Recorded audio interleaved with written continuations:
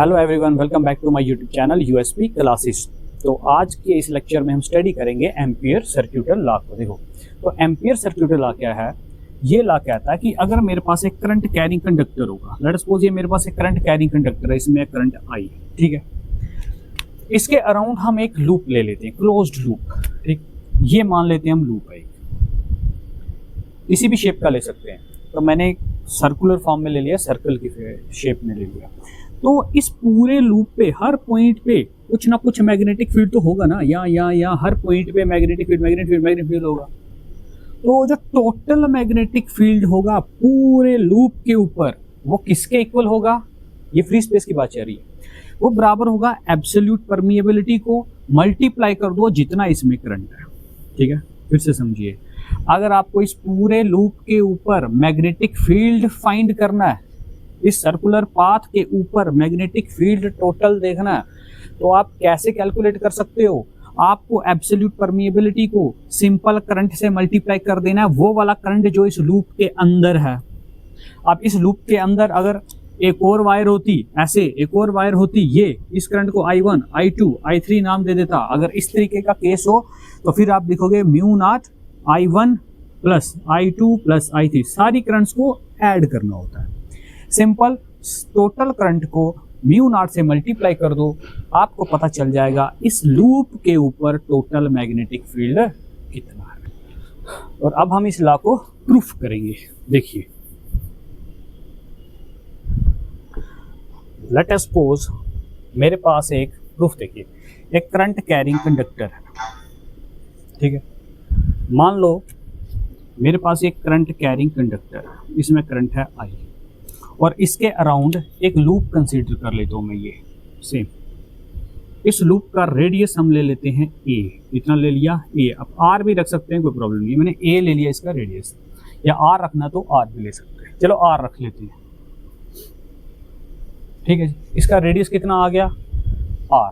इस current carrying conductor में current कितना आ गया? I, ठीक है। पहले ये लिख लेते हैं, जो consider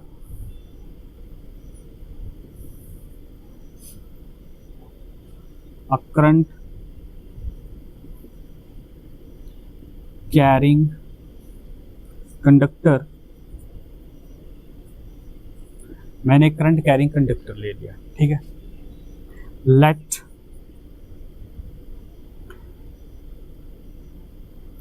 a circular loop around it of radius R। तो मान लो इसके अराउंड मेरे पास एक सर्कुलर लूप है जिसका रेडियस कितना है? R। अब मुझे इस पूरे लूप के ऊपर देखना है मैग्नेटिक फील्ड कितना है, तो वो मैं कैसे फाइंड करूंगा? देखो, पहले तो मैं देखता हूँ इस स्मॉल लेंथ में, ये जो छोटी सी लेंथ है, देखो ना, इस पूरे लूप को आपने छोटे छोटे टुकड़ों में डिवाइड करना है, ठीक है। ये जो छोटा टुकड़ा है, इसकी लेंथ ले लो DL, ठीक है। तो अब हमने बाइट साइड लॉ में पढ़ा ये कि अगर करंट कैरिंग कंडक्टर के पार आप किसी भी पॉइंट पे मैग्नेटिक फील्ड फाइंड कर सकते हो, तो यहाँ ना कुछ तो मैग्नेटिक फील्ड होगा ना, वो होगा B। तो इस DL के, ये जो स्मॉल जो लेंथ है DL, तो यहाँ पे जो मैग्नेटिक फील्ड प्रोड्यूस हो रहा है वो हो रहा है B। कितना प्रोड्यूस हो रहा है? B। इसी तरीके से BDL तो निकल गया इतने का टोटल मैग्नेटिक फील्ड, लेकिन मुझे कितना निकालना है? देखो, इस तरीके से ये स्मॉल टुकड़ा आएगा, यहाँ पे भी BDL आएगा, यहाँ पे भी BDL आएगा, यहाँ पे भी BDL आएगा, यहाँ पे भी BDL आएगा, बहुत सारे BDL, तो सबको ऐड करेंगे तो टोटल निकल जाएगा ना। फिलहाल अभी हम एक स्मॉल एलिमेंट्री लेंथ पे वर्क कर रहे हैं, तो मेरा ये लेंथ आ गया DL। DL पे कितना मैग्नेटिक फील्ड है? B। तो दोनों को करेंगे मल्टीप्लाई, तो देखते हैं कितना मेरे पास प्रोडक्ट आएगा। और एक चीज़, आपने B वही लेना है जो DL की डायरेक्शन में है। अगर B ये वाला इस DL की डायरेक्शन में नहीं होगा तो फिर मैं B का कंपोनेंट लूंगा। क्या लेंगे? फिर कंपोनेंट लेते हैं। देखिए, अब ये चीज यहां लिख देता हूं, कंसीडर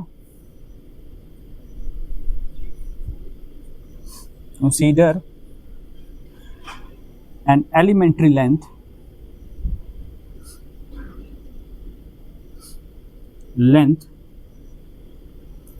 DL। हम क्या कर लेते हैं कि एलिमेंट्री लेंथ DL लेते हैं,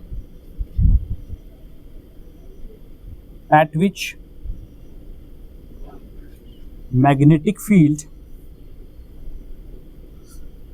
डी एग्जिस्ट, जिसपे कितना मैग्नेटिक फील्ड एग्जिस्ट कर रहा है, इस पॉइंट से कितना जा रहा है, वो टेंजेंटली, ठीक है ना, ये टेंजेंटली होगा, लूप के ऊपर टेंजेंट होगा, लेकिन होगा डीएल की डायरेक्शन में, तो उस पे मैग्नेटिक फील्ड आ गया बी, ठीक है। तो फिर यहाँ पे टोटल मैग्नेटिक फील्ड कितना होगा, मुझे तो वो फाइंड करना है। देखिए कैसे फाइंड करेंगे। Therefore total magnetic field BDL around a close path, इस इंटीग्रेशन के साथ यहाँ पे सर्कल डालने का मतलब होता है कि जो मेरा पाथ है वो क्लोज्ड है। तो जब मैं टोटल मैग्नेटिक फील्ड फाइंड करूंगा तो इसका इसका इसका इसका यहाँ से सबके मैग्नेटिक फील्ड को मैं ऐड कर रहा हूँ, ठीक है। तो किसके इक्वल आएगा मेरे पास, देखिए बी और डीएल का डायरेक्शन मैंने क्या बोला, सेम होना चाहिए। अगर बी और डीएल का डायरेक्शन सेम नहीं होगा तो फिर बी का कंपोनेंट ले लेते हैं हम। बी और डीएल का डायरेक्शन सेम है तो इसका मतलब बी और डीएल का एंगल कितना होगा, 0, ठीक है।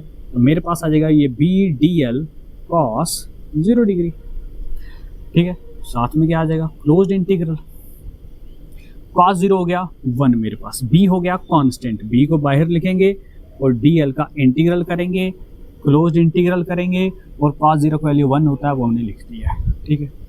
अब देखिए बी का वैल्यू यहाँ फाइंड करेंगे। अब बी कितना होता है, देखो हमारे पास एक एप्लीकेशन एक्चुअली आपके सिलेबस से डिलीट है।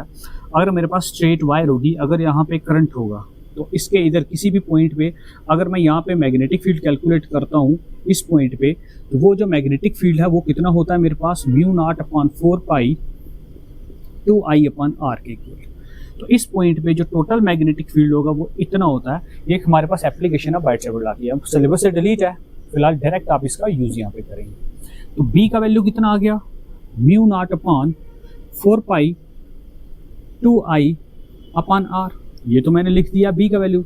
साथ में अभी इंटीग्रेशन डीएल की बाकी है। देखिए अब μ0/4 पाई इंटू 2I/r और डीएल का इंटीग्रल करेंगे। देखो ये है स्मॉल लेंथ, तो टोटल लेंथ हो गई ये पूरी लेंथ। तो पूरी लेंथ कैसी है, सर्कुलर, तो सर्कल की पूरी लेंथ क्या होती है, उसका सर्कमफ्रेंस। तो इसका सर्कमफ्रेंस कितना आएगा, 2πr इंटू 2πr। ये लो, अब ये मेरे पास क्या बच गया, μ0/4 पाई 2 इंटू 2 4 पाई IR/r।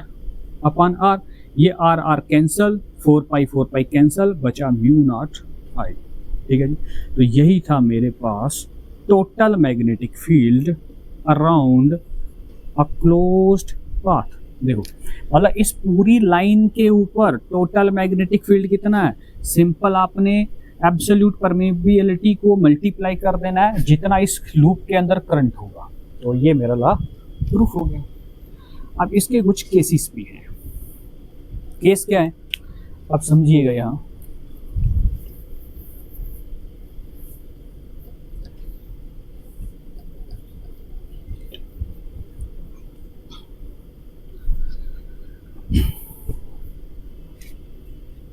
Special case, special cases number 1। मान लो मेरे पास ये लूप है एक, ठीक है, ये लूप है, इसमें करंट आ गया I1, इसमें करंट आ गया I2। बताओ ये जो सर्कुलर लूप है यहाँ पे अब टोटल मैग्नेटिक फील्ड कितना होगा, तो वो कितना होगा यहाँ डायरेक्ट लिख रहा हूँ। उस टाइम जो टोटल मैग्नेटिक फील्ड होगा अराउंड क्लोज पाथ वो कितना हो गया, μ0 into I1 plus I2 equal, बस करंट्स को ऐड कर देना, टोटल करंट लेना होता है यहाँ पे। तो ये मेरे पास आ गया एम्पियर सर्क्यूटल लॉ। सेकेंड केस, अगर ऐसा होता है मेरे पास ये एक लूप है, यहाँ पे करंट आ गया I1, इसका डायरेक्शन है अपवर्ड, ये करंट आ गया मेरे पास I2, इसका करंट का डायरेक्शन है डाउनवर्ड। अब एक करंट अपवर्ड है, एक करंट डाउनवर्ड डायरेक्शन में है। तो अब इस सर्कुलर पाथ से कितना मैग्नेटिक फील्ड प्रोड्यूस होगा, तो वो किसके इक्वल होगा, BDL जो भी होगा वो बराबर होगा μ0 इंटू, दोनों करंट्स को माइनस करना है यहाँ पे। अगर करंट का डायरेक्शन ऑपोजिट होगा तो आप दोनों करंट्स को टोटल करंट कैसे फाइंड करेंगे, दोनों करंट्स को माइनस करके। जो लार्जर करंट होगी उसको पहले रखा जाएगा, स्मॉलर करंट को बाद में रखेगा। सेम आएंगे तो 0 हो जाएगा। अगर I1 और I2 बराबर हुआ तो ये 0 हो जाएगा, फिर मैग्नीट्यूड 0 कहलाएगा। ठीक है। थर्ड केस, मेरे पास ये लूप आ गया, इसमें करंट है I1, ठीक है, यहां से करंट है उसी डायरेक्शन में ले लो I2, और इसके बाहर यहां पे करंट है I3। तो अब कितना मैग्नेटिक फील्ड होगा? अब देखो, अब मुझे मैग्नेटिक फील्ड निकालना है इस लूप पे मुझे कैलकुलेट करना, तो ये करंट तो इसके अंदर है ही नहीं, तो इसको आपने कंसीडर ही नहीं करना। तो इसका रिजल्ट वही आएगा जो फर्स्ट वाले का है। तो अब आपका जो मैग्नेटिक फील्ड होगा टोटल इस एम्पीरियन लूप से, इसको एम्पीरियन लूप भी कहते हैं, यहाँ पे जो टोटल मैग्नेटिक फील्ड जनरेट होगा वो सिंपली I1 प्लस I2 के इक्वल आएगा। I3 को रिजेक्ट कर देंगे, क्यों? I3 जो है इस लूप से बाहर है।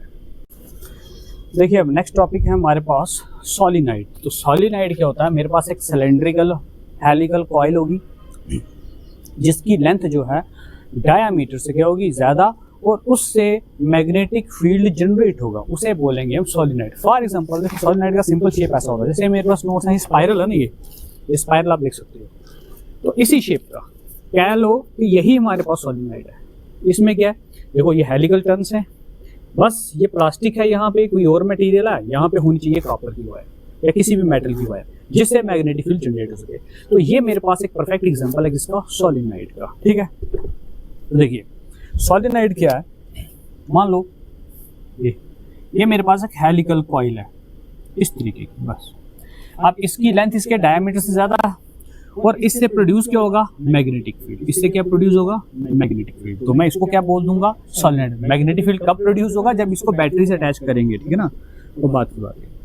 तो कोई मेरे पास सिलेंड्रिकल हेलिकल कॉइल होगा जिससे आप मैग्नेटिक फील्ड जनरेट कर सकें, और जिस helical coil, cylindrical helical coil की लेंथ जो है डायमीटर से क्या होगी? ज़्यादा, तो आप उसको नाम दे देंगे सोलिनॉइड। सिंपल, ठीक है। अब हम सोलिनॉइड के अंदर मैग्नेटिक फील्ड चेक करेंगे कि सोलिनॉइड के अंदर मैग्नेटिक फील्ड कितना होता है। अब मेरा जो टॉपिक है वो एक्चुअल में ही है magnetic field due to solenoid. बस कुछ बातें हैं मैं पहले ही बोल देता हूँ, बस वही लास्ट में हमने यहाँ पे लिख रही है। देखो, मान लो मेरे पास एक सोलिनॉइड है, ये लो, और इसमें करंट है भाई। अब करंट बैटरी शैटरी पूरा नहीं बनाएंगे, आपको ये समझ लेना है कि इसमें मैंने करंट अप्लाई कर दिया। ये मेरे पास एक सोलिनॉइड है, ठीक है। इसकी कुछ लेंथ भी होगी। अब इससे कुछ मैग्नेटिक फील्ड भी तो प्रोड्यूस हो रहा है ना यहाँ से, ये लो, मान ले तो यहाँ से जो मैग्नेटिक फील्ड प्रोड्यूस हो रहा है वो ये मैग्नेटिक फील्ड इसमें से प्रोड्यूस हो रहा है, ठीक। अब इस कॉइल को ऐसे बनाकर अगर मैं इस प्रॉब्लम को सॉल्व करूँगा थोड़ा सा मुश्किल होगी। हम क्या करते हैं, इस बीच वाले रीजन को मिटा ही देते हैं। तो इसी को मैं थोड़ा सिंप्लीफाई करके इस तरीके से देखूंगा।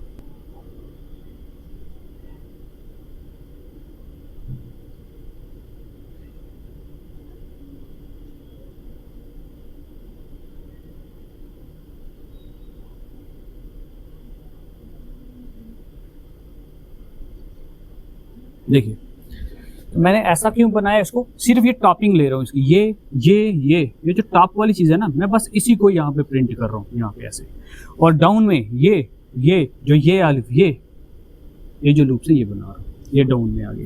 तो बीच में मैंने इस पोर्शन को ऐसे मेंशन कर दिया है। अब मैंने क्या करना है, मैंने इसका कोर रीजन ले लिया है, कोर रीजन है, इसके इधर से ऐसे वायरिंग क्रॉस है भाई, लेकिन वो बीच वाला रीजन मैंने मिटा दिया। अब मैं क्या करता हूँ, एक यहाँ पे एक लूप कंसीडर कर लेता हूँ, एम्पीरियन लूप। ये लो जी, ये आ गया मेरे पास loop A B C D। तो इस लूप से मैं देखूंगा कि टोटल मैग्नेटिक फील्ड कितना जनरेट हो रहा है। अब एक चीज और, इसमें देखो, इसमें मैग्नेटिक फील्ड का डायरेक्शन कहाँ है? उस तरफ। तो यहाँ पे भी तो मैग्नेटिक फील्ड आएगा ना इस डायरेक्शन में। ये लो, यहाँ पे मैग्नेटिक फील्ड आ गया। ये B लूप का नाम है इस पॉइंट का, और ये B मैग्नेटिक फील्ड को रिप्रेजेंट कर रहा है। तो मैग्नेटिक फील्ड जा रहा है यहाँ से इस डायरेक्शन में, ये लो, ऐसे बना सकता हूँ मैं। तो मैं इस लूप पे चेक करूँगा। अब चेक क्या करना है, देखो, अगर मैं जाता हूँ इस डायरेक्शन में, A से B में, A से B तक की लेंथ आ जाएगी AB, ठीक है। और मैग्नेटिक फील्ड का डायरेक्शन उसी तरफ, जिस तरफ AB है उसी तरफ B मैग्नेटिक फील्ड का डायरेक्शन है, दोनों में एंगल आएगा 0। तो कुछ ना कुछ मुझे मैग्नेटिक फील्ड मिल जाएगा सेंटर में। अगर मैं B से C की तरफ चेक करूंगा, अब मेरा जो एलिमेंट्री लेंथ, जो लेंथ है वो है ऊपर की तरफ B से C, और मैग्नेटिक फील्ड जा रहा है वहाँ, और एंगल बन रहा है 90 डिग्री का। तो जब 90 का एंगल होता है तो मैग्नेटिक फील्ड 0। भाई ये CD वाली ये जो आर्म है, ये तो है ही लूप के बाहर। तो लूप के बाहर मैग्नेटिक फील्ड ना के बराबर होता है, 0 होगा। अब आएंगे डी ए लूप पे, डी ए में देखो और इसमें देखो, यहाँ पे एंगल फिर से मेरे पास कितना आ रहा है 90 का, तो इसका मतलब यहाँ पे cos 90 हो जाएगा, तो इस आर्म पे भी मुझे कोई मैग्नेटिक फील्ड नहीं मिलने वाला। तो टोटल मैग्नेटिक फील्ड कहाँ होगा, ए से बी, मतलब इनर कोर के अंदर, तो उसका मैग्नेटिक फील्ड मैं कैलकुलेट कर लूंगा, सिंपल, तो मेरा रिजल्ट आ जाएगा। जो बातें बोल दी अब वो लिखनी है यहाँ पे, देखिए, कंसीडर अ सॉलिनॉइड, ठीक है, ऑफ लेंथ, आप सॉलिनॉइड की लेंथ भी ले सकते हैं एल, सॉलिनॉइड की लेंथ कितनी आ गई L, carrying current, carrying current, उस सॉलिनॉइड में करंट कितना है जी, आई करंट आ गया सॉलिनॉइड में, ठीक है। Now consider an Amperian loop A B C D, एक एम्पीरियन लूप मैंने ले लिया ए बी सी डी, ठीक है, और कह सकते हो इसके अंदर जो मैग्नेटिक फील्ड बी है इतना लिखने की जरूरत नहीं है, ठीक है। तो अब मैंने चेक करना है कि जो टोटल मैग्नेटिक फील्ड होगा ड्यू टू सॉलिनॉइड वो कितना होगा, वो लिख देंगे इधर। Therefore total magnetic field due to solenoid is given by total magnetic field कितना होगा, यहाँ पे कैलकुलेट कर लेते हैं, सिंपल भाई, क्लोज लूप है, ए बी सी डी का ही तो कैलकुलेट कर रहे हैं हम, ए बी सी डी पूरे लूप का, रेडियल इक्वल टू किसके इक्वल आएगा, A B B C C D और डी ए सारी आर्म्स का आप मैग्नेटिक फील्ड ऐड कर देंगे, magnetic field radial A B का plus magnetic field radial B से सी तक का plus magnetic field radial C से सी डी का, यहाँ पे भी लिख सकते हैं, सी से डी ऊपर भी लिख सकते हो, नहीं तो आप इसको ऐसे भी ये लैंग्वेज में लिख सकते हो, ए से बी, बी से सी, सी से डी, कोई प्रॉब्लम नहीं है, प्लस मैग्नेटिक फील्ड आपको डी से ए कैलकुलेट करना है, बी डी एल, ये आ गया, ये मेरे पास आ जाएगा टोटल मैग्नेटिक फील्ड। फ्रेम से बाहर तो नहीं है, नहीं, ठीक है, देखिए टोटल मैग्नेटिक फील्ड बीडीएल किसके को आएगा, बीडीएल, बी डी एल, ठीक है। तो ऊपर वेक्टर है तो वेक्टर को हटाकर क्या लगेगा, एंगल, अगर ये बीडीएल जो है मेरे पास ये तो स्केलर क्वांटिटी है, तो इसके लिए साथ में लगाऊंगा कॉस, तो एंगल ए और बी की डायरेक्शन में देखो, ए और बी में का इसका बी का और ए बी का डायरेक्शन सेम है, तो एंगल आ जाएगा 0 डिग्री, प्लस फिर आ जाएगा बी से सी, बी सी में और बी में एंगल यहाँ पे कितना बन रहा है 90 का आएगा, बी डी एल, इंटीग्रेशन भी करना टोटल ए से बी, फिर B D L cos 90 degree, ये आ गया बी से सी की तरफ। अब सी से डी की तरफ, सी से डी जो है ये आउटसाइड लूप है, यहाँ पे ऑलरेडी 0 होगा, तो सी डी का हो गया मेरे पास डायरेक्ट ही 0 लिख सकते हो, because it is outside loop, sorry solenoid. और लास्ट में बच गया मेरे पास ये डी से ए का बी डी एल, यहाँ पे भी एंगल लेंगे हम 90 डिग्री, क्योंकि डी ए का और मैग्नेटिक फील्ड का एंगल कितना बन रहा है यहाँ पे 90, ठीक है जी, cos 0 1, ए से बी का ही इंटीग्रेशन होगा, यहाँ बचेगा B D L cos 0 1 plus cos 90 0, तो ये पूरी क्वांटिटी आ गई 0, प्लस ये ऑलरेडी 0 है, प्लस ये पूरी क्वांटिटी की आ जाएगी 0, क्योंकि cos 90 0 होता है। अब मेरे पास बी कांस्टेंट है बाहर, लेंथ ले लो dl, a से b का इंटीग्रल होगा, ठीक है। तो a से bl की जो लेंथ है इसका जब आप इंटीग्रल करेंगे तो सिर्फ l बचेगा, ये आ गया bl। इसका मतलब मेरे पास जो टोटल इंटीग्रेशन, जो टोटल मैग्नेटिक फील्ड जो मुझे मिला ABCD लूप में, वो आएगा bl के बराबर। ये आ गया मेरा first equation. According two ampere सर्क्यूटल law, according two ampere सर्क्यूटल law. Ampere सर्क्यूटल law के अकॉर्डिंग जो भी BDL होगा क्लोज्ड लूप से वो बराबर होता है mu naught times the current enclosed bye it, total current जो इसमें होगा, ठीक है जी, वो तो इसके इक्वल होता है। ये आगे मेरे पास second equation from first and second, ये भी BDL है, ये भी BDL है, टोटल ही फाइंड करना है। ये आ रहा है BL के बराबर, ये आ रहा है म्यू नॉट I के बराबर, लेफ्ट साइड बराबर है तो राइट भी बराबर होगी, तो इसको बस कंपेयर करके अभी यहाँ पे रिजल्ट लिख देंगे। तो क्या आएगा मेरे पास,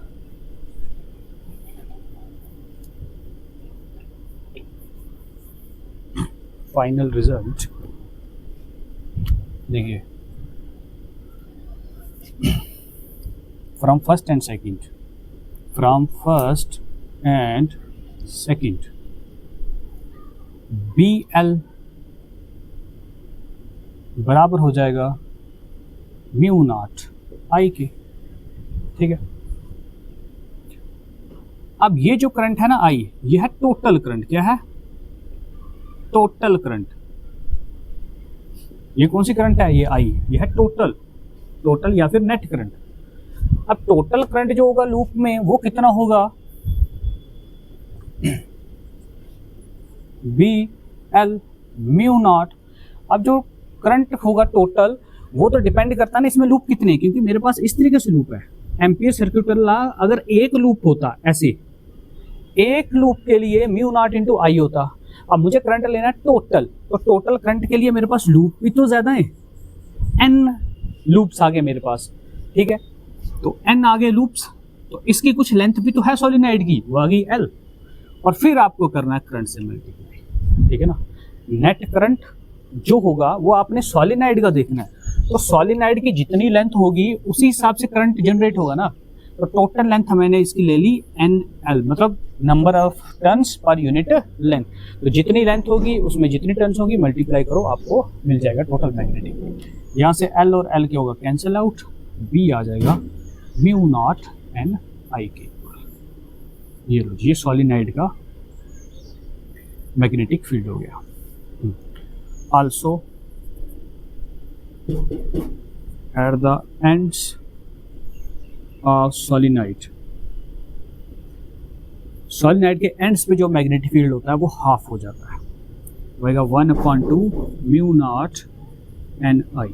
ये लो, सोलिनॉइड के एंड्स पे, मतलब इस रीजन पे जो मैग्नेटिक फील्ड होगा वो सेंटर से हाफ होगा।